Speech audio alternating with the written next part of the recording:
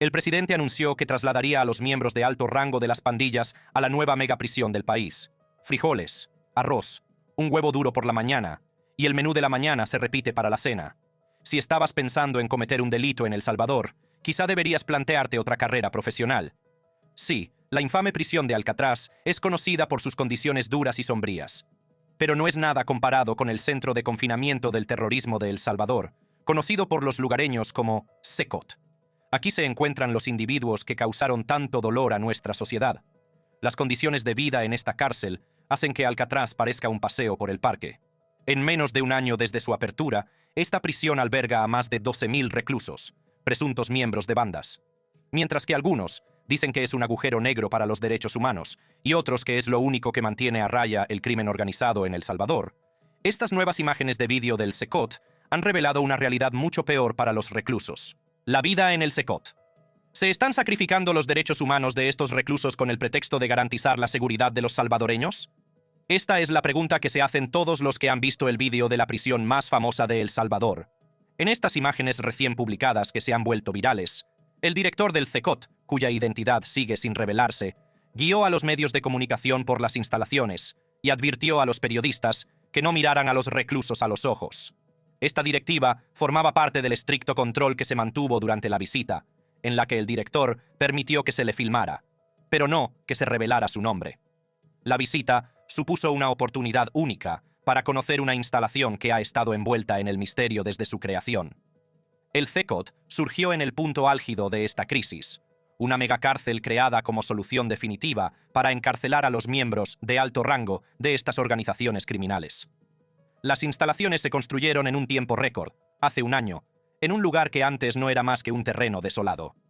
Ahora, son un testimonio del compromiso del presidente Bukele con su política de mano dura, que le ha valido una gran popularidad, aunque también ha despertado la ira de los defensores de los derechos humanos. Situada a 72 kilómetros al sureste de la capital, San Salvador, en la localidad de Tecoluca, la Secot se extiende sobre una superficie que solo puede calificarse de enorme. El diseño de la prisión se aleja por completo de cualquier noción de rehabilitación o reforma. Por el contrario, es la encarnación del castigo y la reclusión. El director de la Secot, cuya identidad se oculta tras un pasamontañas, habla con tono de orgullo sombrío sobre las austeras instalaciones, o más bien, sobre la falta de ellas. Las condiciones de vida dentro del Secot son tan duras como imponente es su exterior. A diferencia de la infame Alcatraz, que en su día fue la prisión de máxima seguridad más importante de Estados Unidos, o de la prisión de máxima seguridad ADX Florence, el Secot no es solo una prisión, es una fortaleza de soledad, diseñada para quebrantar el espíritu de quienes se encuentran entre sus muros. El diseño de la prisión es un laberinto de hormigón armado, con 8 edificios que albergan 32 celdas cada uno. No se trata de las espaciosas celdas de Alcatraz, que medían unos modestos 5 pies por 9, ni ofrecen la privacidad del hormigón de ADX Florence. En cambio, las celdas de Secot son espacios muy concurridos, de unos 100 metros cuadrados cada una, destinados a albergar a más de 100 reclusos. Las comodidades son escasas, con solo 2 lavabos y 2 retretes por celda y 80 literas metálicas para cada 100 presos. Las celdas son austeras, y los presos duermen en literas de 4 pisos hechas de metal desnudo, sin colchones ni sábanas. Las luces artificiales del interior de las instalaciones son implacables y nunca se apagan, ni siquiera cuando la noche envuelve el mundo exterior. La densidad de la población reclusa en estas celdas ha suscitado duras críticas por parte de grupos de derechos humanos y observadores que argumentan que las condiciones violan las normas internacionales de encarcelamiento. Sin embargo, para Bukele y su administración, estas críticas son un pequeño precio a pagar por la seguridad y el orden que creen que el Secot aportará a su nación. El calor dentro de las celdas es agobiante, con temperaturas que alcanzan los 35 grados centígrados durante el día, y la única ventilación proviene de un techo enrejado que proporciona un escaso soplo de aire. Frijoles, arroz, un huevo duro por la mañana, y el menú de la mañana se repite para la cena. A los reclusos se les da comida, arroz, frijoles, huevos duros o pasta, y deben comer con las manos, ya que cualquier utensilio podría convertirse en un arma mortal. El director del Secot, que dirigió una visita cuidadosamente coreografiada para los medios de comunicación internacionales, insiste en este punto como una precaución necesaria en un lugar donde la violencia reinaba en el pasado. La vida dentro del Secot se caracteriza por el aislamiento y la vigilancia. Los presos solo pueden salir de sus celdas para asistir a las audiencias judiciales, que se celebran por videoconferencia, para minimizar cualquier riesgo de fuga o violencia.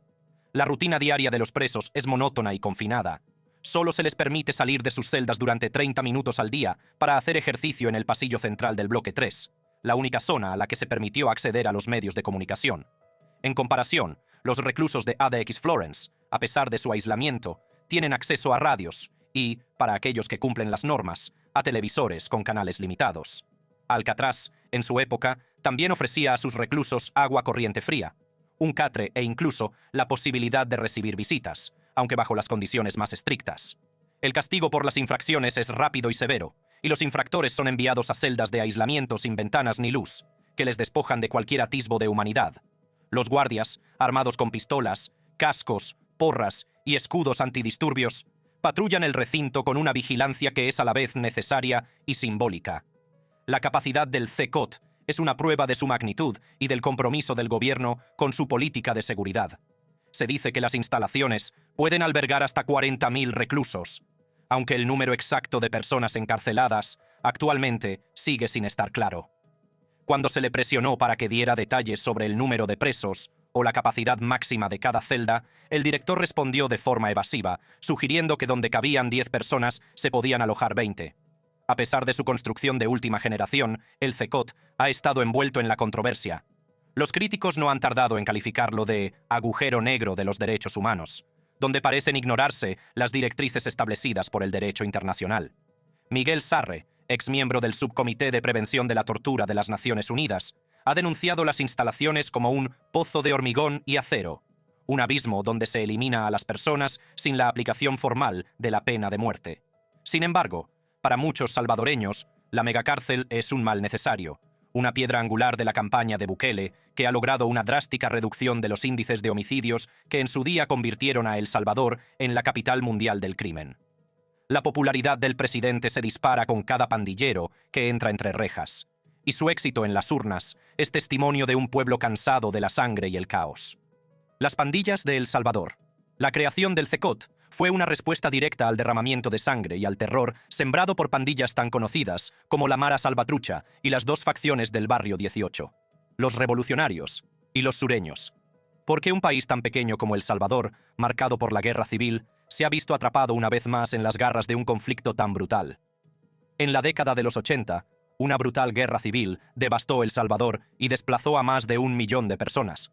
Este conflicto, que enfrentó a guerrilleros de izquierda contra un gobierno salvadoreño respaldado por Estados Unidos, desgarró el tejido social y dejó profundas heridas que aún no han sanado. Estados Unidos, decidido a frenar el avance del comunismo en América Latina, invirtió millones de dólares en el ejército salvadoreño. Sin embargo, este apoyo tuvo un alto precio. La guerra se cobró la vida de más de 75.000 salvadoreños, desplazó a innumerables personas y dejó un legado de violencia y desconfianza. Muchos huyeron a Estados Unidos en busca de refugio. Fue en los barrios marginales de Los Ángeles donde los inmigrantes salvadoreños, enfrentados a la alienación cultural y las dificultades económicas, se unieron para protegerse, dando lugar a lo que se conocería como Mara Salvatrucha, o MS-13. Formados para protegerse de las bandas existentes, estos grupos evolucionaron rápidamente hasta convertirse en formidables organizaciones criminales. Su brutalidad y sus lazos de lealtad, forjados en el crisol del conflicto y el desplazamiento, se convirtieron en su seña de identidad. Otra banda, Barrio 18, también echó raíces, y la rivalidad entre estos dos grupos se volvió feroz. Cuando la guerra civil terminó, en la década de 1990, Estados Unidos comenzó a deportar a los delincuentes condenados a El Salvador. Sin quererlo, esta política exportó la cultura de las pandillas directamente al corazón de El Salvador, un país que ya se recuperaba de las secuelas de una brutal guerra civil. Los miembros deportados, endurecidos por la vida en las calles de Los Ángeles, encontraron un terreno fértil en el caos de la posguerra de El Salvador para expandir sus operaciones. Encontraron un terreno fértil en el caos de la posguerra para expandir su influencia, reclutando en comunidades empobrecidas y estableciendo un reinado de terror.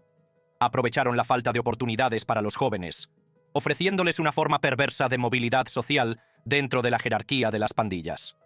La influencia de las pandillas se extendió como la pólvora, y, a finales de la década de 1990, El Salvador experimentó un aumento de la violencia relacionada con las pandillas. La MS-13 y la 18 se repartieron el territorio, imponiendo su brutal orden, con los civiles atrapados en el fuego cruzado. Las pandillas evolucionaron de la delincuencia callejera a complejas organizaciones criminales que se dedicaban a la extorsión, el tráfico de drogas y el contrabando de armas. Se infiltraron en las comunidades, reclutaron a jóvenes y desesperados y establecieron un reinado de terror que dictaría el ritmo de la vida cotidiana en muchas ciudades salvadoreñas. Su ascenso al poder convirtió a El Salvador en uno de los países más peligrosos del mundo. Su sello distintivo se convirtió en la violencia brutal, una herramienta para mantener el control e infundir miedo. Se convirtieron en autoridades paralelas, imponiendo impuestos a los negocios y residentes locales, y aplicando su justicia salvaje a quienes se les oponían. Los tatuajes y los signos con las manos se convirtieron en sus símbolos de lealtad, y las maras, como se las conoce, convirtieron a El Salvador en uno de los países más violentos que no están en guerra. A medida que avanzaba el siglo XXI, las tácticas de las pandillas se hicieron cada vez más sofisticadas. Diversificaron sus actividades delictivas, participando en redes transnacionales de tráfico de drogas y de personas. La violencia perpetrada por estas pandillas alcanzó niveles endémicos, y El Salvador experimentó algunas de las tasas de homicidios más altas del mundo. La guerra también fracturó familias y comunidades, creando un vacío que las pandillas estaban más que dispuestas a llenar. Los antiguos combatientes de la guerra civil, algunos de ellos altamente entrenados y con acceso a armas, constituyeron otra fuente de reclutas para las pandillas, aportando tácticas militares y disciplina que las harían aún más temibles. Las duras políticas anti-inmigración de Estados Unidos, a principios del siglo XXI, provocaron otra ola de deportaciones, lo que reforzó aún más las estructuras de las pandillas en El Salvador. Cada nuevo llegado traía consigo conocimientos, conexiones y tácticas aprendidas en las calles de Estados Unidos, que luego se adaptaban y aplicaban con una eficiencia despiadada en el contexto salvadoreño. La respuesta inicial del gobierno, las políticas de mano dura o mano dura, tenía como objetivo acabar con las pandillas mediante la fuerza militar. Estas medidas de línea dura incluían la militarización de la policía y la promulgación de leyes contra las pandillas que permitían el encarcelamiento masivo de presuntos miembros de pandillas. Sin embargo, la represión no dio los resultados esperados. Las cárceles se convirtieron en ollas a presión superpobladas, donde prosperó la cultura de las pandillas y se fortalecieron las estructuras de liderazgo. En lugar de desmantelar las pandillas, las políticas de mano dura facilitaron inadvertidamente la creación de empresas criminales más organizadas y resistentes. El enfoque de mano dura también provocó una erosión significativa de las libertades civiles y fomentó un entorno en el que los abusos de los derechos humanos por parte de las fuerzas de seguridad quedaron sin control. Las tácticas agresivas hicieron poco por abordar los problemas sociales subyacentes que alimentaban la pertenencia a las pandillas, como la pobreza, la falta de educación y las limitadas oportunidades económicas. Como resultado, el ciclo de violencia continuó y las pandillas se arraigaron aún más en la sociedad salvadoreña. A principios de la década de 2000, se produjo una continuación de estas políticas de mano dura, con sucesivos gobiernos que lanzaron campañas que llenaron las cárceles hasta los topes con miembros de pandillas. Sin embargo, estas cárceles superpobladas se convirtieron en incubadoras de pandillas, lugares donde podían reagruparse, organizarse y fortalecer sus redes. Fue dentro de esos muros donde las pandillas, que antes eran rivales, aprendieron a coexistir e incluso a colaborar, lo que dio lugar a una organización criminal más unificada y formidable tras su puesta en libertad. En un giro controvertido, a principios de la década de 2010 se negoció una tregua entre la MS-13, Barrio 18 y el gobierno. Esta tregua, aunque redujo significativamente la tasa de homicidios, fue recibida con escepticismo generalizado. Muchos creyeron que se trataba de una solución temporal, que empoderaba y legitimaba a las pandillas, permitiéndoles consolidar su poder y control sobre sus territorios. La tregua finalmente se rompió, lo que provocó un resurgimiento de la violencia y la tasa de homicidios más alta del mundo en 2015. Las pandillas se habían convertido en gobernantes de facto en muchas comunidades, y su influencia se extendía al ámbito político. Aprovecharon su poder para obtener concesiones de los políticos, a menudo influyendo en las elecciones mediante la intimidación o la negociación.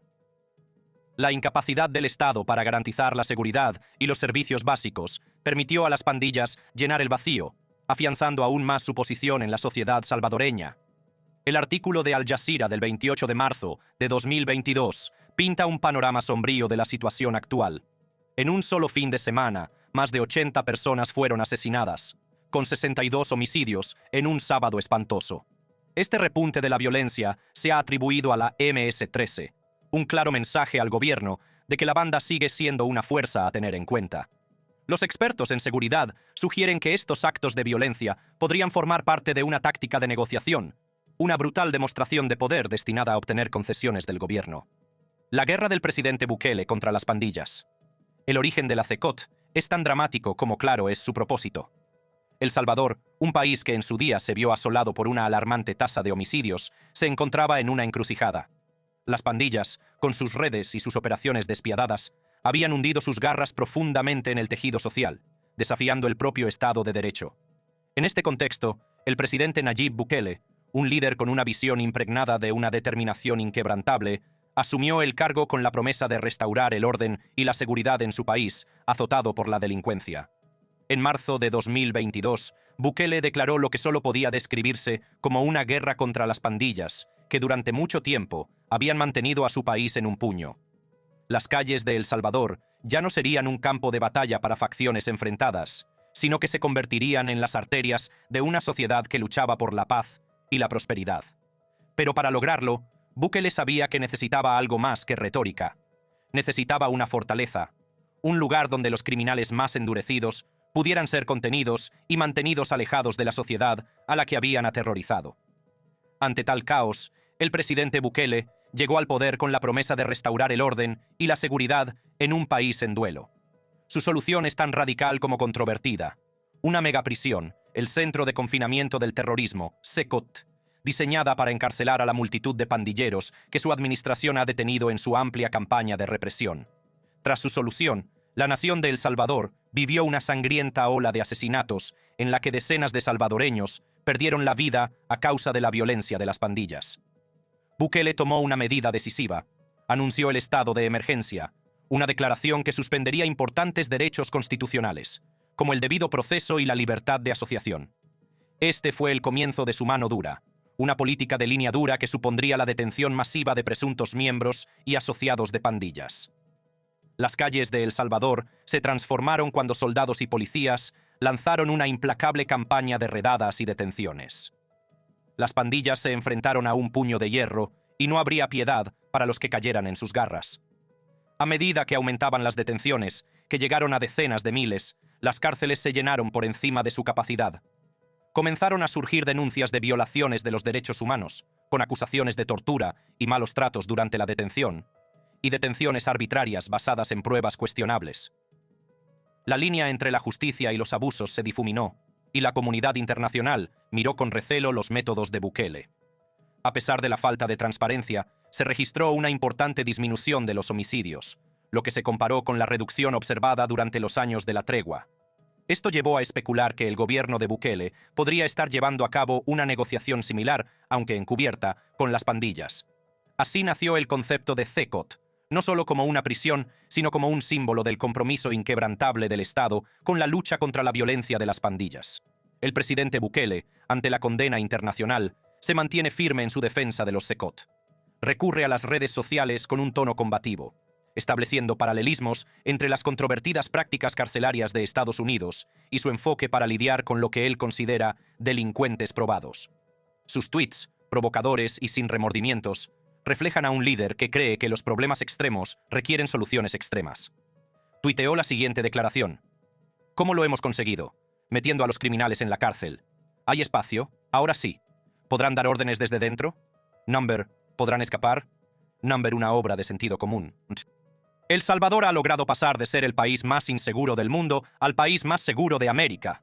¿Cómo lo hemos conseguido? Metiendo a los criminales en la cárcel. ¿Hay espacio? Ahora sí. ¿Podrán dar órdenes desde adentro? Number, ¿podrán escapar? Number, una obra de sentido común. El tweet iba acompañado de un vídeo, un testimonio visual de la magnitud de la empresa del gobierno. Las imágenes mostraban la extensa superficie del CECOT, una instalación diseñada para ser a prueba de fugas, y cortar las líneas de comunicación que los líderes de las pandillas habían utilizado anteriormente para orquestar actividades delictivas desde detrás de las rejas. La visita del director, que tuvo lugar en plena noche, fue la respuesta del gobierno al escrutinio internacional. El acceso de los medios de comunicación al CECOT se concedió 2 días después de que el presidente Bukele celebrara su victoria en las elecciones presidenciales, en las que obtuvo más del 80% de los votos. El momento de la visita fue estratégico, un intento de mostrar la gestión del gobierno con los pandilleros que anteriormente habían sumido al país en el miedo y la violencia. La cobertura mediática de este evento fue tan rápida como omnipresente. Las principales publicaciones estadounidenses, entre ellas The New York Times, The Washington Post y Associated Press, se hicieron rápidamente eco de la noticia, relatando la apertura de la prisión y la agresiva campaña del gobierno contra las pandillas. Las imágenes de los primeros traslados a la prisión, calificadas de dramáticas y impactantes, dieron la vuelta al mundo, y la BBC publicó las crudas imágenes que se convertirían en sinónimo de la prisión CECOT. Las fuentes de noticias salvadoreñas también se hicieron eco de los acontecimientos. El Mundo, una publicación nacional, detalló el segundo traslado de presos y la preocupación internacional que comenzaba a surgir. Las organizaciones de derechos humanos y los observadores seguían de cerca la situación y sus posibles implicaciones para el trato y el bienestar de los reclusos. Aquí tenemos a las personas que causaron tanto dolor a nuestra sociedad. La presencia de funcionarios como Osiris Luna Meza, Mauricio Arriaza Chicas, René Merino Monroy y Romeo Herrera subrayó el esfuerzo colectivo. Según una encuesta realizada por el Ciesca en marzo de 2023, una abrumadora mayoría de los encuestados apoyaba la construcción de la prisión CECOT. Esta estadística, con un 96,4% a favor, puso de relieve el respaldo de la población a las políticas de mano dura de Bukele, a pesar de que una pequeña minoría, el 3,6%, se opuso. El CECOT es más que una prisión, es el eje de una estrategia que ha logrado una drástica reducción de la violencia. Es un mensaje que resuena en una población cansada de la delincuencia y que anhela la paz. Y aunque los observadores internacionales puedan expresar su preocupación o sus críticas, el gobierno se mantiene firme y defiende el CECOT como una herramienta necesaria en la guerra contra las pandillas. Una guerra que, según los informes oficiales, se está ganando. Violación de los derechos humanos en la CECOT. Las críticas van más allá de las paredes de la CECOT y afectan a las implicaciones más amplias de la política de seguridad del presidente Bukele. La represión del gobierno contra las pandillas ha provocado un aumento de la tasa de encarcelamiento del país, que ahora es la más alta del mundo. Human Rights Watch, una organización que vela por los derechos humanos en todo el mundo, ha puesto el foco en las tácticas del gobierno salvadoreño. En un informe condenatorio, acusa a las autoridades de llevar a cabo detenciones arbitrarias, en las que se arresta a personas enredadas indiscriminadas, basadas en poco más que sospechas o asociaciones. El informe detalla cómo las acciones del Estado han dado lugar a desapariciones forzadas, en las que el destino de los detenidos sigue siendo un misterio, y sus familias se encuentran sumidas en la angustia. El informe va más allá y denuncia torturas y otras formas de malos tratos a los detenidos, pintando un panorama sombrío de un sistema en el que el debido proceso es víctima de la conveniencia. Afirma que decenas de miles de personas han sido detenidas sin pruebas suficientes, y que algunas detenciones se basan únicamente en la apariencia física o el origen social, lo que apunta a una preocupante tendencia a la discriminación que afecta de manera desproporcionada a los salvadoreños más vulnerables. Más de 70.000 personas han sido detenidas en virtud del estado de excepción, una medida de emergencia que otorga amplios poderes a la policía y al ejército. Esto ha despertado la alarma entre los grupos locales e internacionales de derechos humanos, que sostienen que muchos de los detenidos no tienen vínculos aparentes con la actividad de las pandillas. Además, hay informes de colaboración forzada con las pandillas, en los que personas, bajo amenaza de violencia, han actuado como vigías o han ocultado armas y drogas. Estas acciones coercitivas han llevado a muchos a las celas superpobladas de la CECOT y otras prisiones, donde se dice que las condiciones son terribles. El Departamento de Estado de los Estados Unidos, en su evaluación, corrobora estas preocupantes conclusiones. Su informe de 2022 detalla cómo el estado de excepción en El Salvador, una disposición legal que suspende ciertos derechos constitucionales en situaciones de emergencia nacional grave, ha sometido al sistema judicial a una presión insoportable. El informe describe un poder judicial que se derrumba bajo el peso de la implacable campaña del gobierno, en la que no solo se socava el debido proceso, sino que a menudo este brilla por su ausencia. El estado de excepción también ha tenido graves consecuencias para las condiciones carcelarias en El Salvador. El informe del Departamento de Estado destaca cómo el sistema penitenciario, que ya se encontraba al borde del colapso, se ha visto inundado con más presos de los que puede albergar humanamente. Esto ha provocado un deterioro de las condiciones, que no solo son inhumanas, sino también contraproducentes, ya que el hacinamiento y las instalaciones inadecuadas solo sirven para exacerbar la violencia que el gobierno pretende sofocar. Amnistía Internacional también ha intervenido, acusando a las autoridades salvadoreñas de adoptar una política sistemática de tortura hacia los detenidos sospechosos de pertenecer a pandillas. El informe, publicado en diciembre, destaca la cruda realidad de la custodia estatal, donde las muertes no solo son el resultado de la violencia, sino también de las condiciones inhumanas de encarcelamiento y la denegación de atención médica. Ante estas críticas, el gobierno sostiene que el CECOT es necesario para hacer frente a los delincuentes reincidentes responsables de actos atroces de violencia. El director de la prisión, cuya identidad se mantiene en secreto, insiste en que las instalaciones cumplen con las normas internacionales. Sin embargo, al no permitirse la visita de instituciones externas ni ONG, estas afirmaciones siguen sin poder verificarse, lo que deja al mundo preguntándose qué ocurre realmente dentro de los muros de la megaprisión de El Salvador. A medida que desentrañamos las capas de esta compleja historia en desarrollo, las preguntas que surgen son tan profundas como inquietantes. ¿Cómo equilibra una nación la balanza de la justicia y la seguridad? ¿Cuál es el coste de la paz y quién lo paga? Estas son las preguntas que se encuentran en el centro de las acusaciones contra el gobierno de El Salvador, una narrativa que sigue evolucionando con cada día que pasa. Si quieres ver más videos como este, haz clic en una de las tarjetas de la pantalla.